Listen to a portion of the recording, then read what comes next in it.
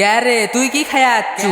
আমি তো বিরিয়ানি খায়া আছি। তুই বিরিয়ানি খাইয়াছু, আমি তো কালা ভুনা খাইয়াছি। কালা ভুনা মা যে কালা ভুনা আনতে না, সেই স্বাদ, খালি খাবারই মন যায়। क्या रे সাদিক তুই কি খায়া আচ্ছু? তুই আর কি খাই আসবি? দেখ শুনে মনে হয় না খাই যাচ্ছে। স্যার স্যার স্যার দাঁড়ান। স্যার স্যার একটা কথা বলে মিনি। কি কবু ক স্যার আজকে না আমাকে 12টার দিকে ছুটি দেবে।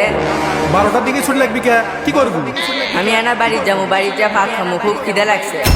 কে কে সকালবেলা খাই আসিস নি? না স্যার খাই আসিনি, তরকারি আসলো না, খালি লবণ দিয়ে ভাত, তাও আবার নষ্ট, সেই জন্য খাবার পাইনি। তাহলে তুই রাত্রিরে কি খাসু রে বাবা? রাত্রিও তরকারি আসলো না স্যার।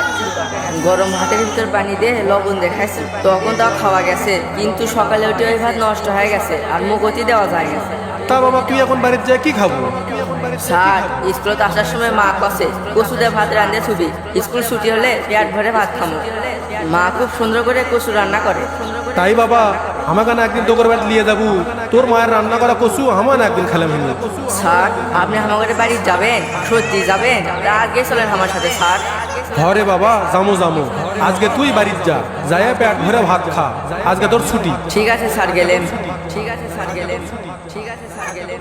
ঠিক আছে স্যার গেলেন। আহারে জীবন, তরকারির জন্য ভাত খাওয়ার পারিচ্ছে না, অথচ আমাদের সমাজত কত মানুষের খাবার মেনু, কত কত আইটেম থাকে, যেগুলোর বেশিরভাগ অংশ খাবারই পারে না, নষ্ট হয়ে চলে যায় ডাস্টবিনে। কিন্তু কঠিনের সত্য কথা হচ্ছে, যারা গরম ভাত লবণ দিয়ে খায়, কচু দিয়ে আর পেটা খায়, এরাই আসলে সমাজে সফল হয়, এরাই সর্বোচ্চ শিখরে চলে যায়। কিন্তু যে সকল সোল বলে খাবার মেনু অনেক অনেক খাবার থাকে, যা করে কোনো সময় খিদেই লাগে না, ওরা কিন্তু সফল হবার পারে না। অদ্ভুত সমাজ আর অদ্ভুত তার সব নিয়ম।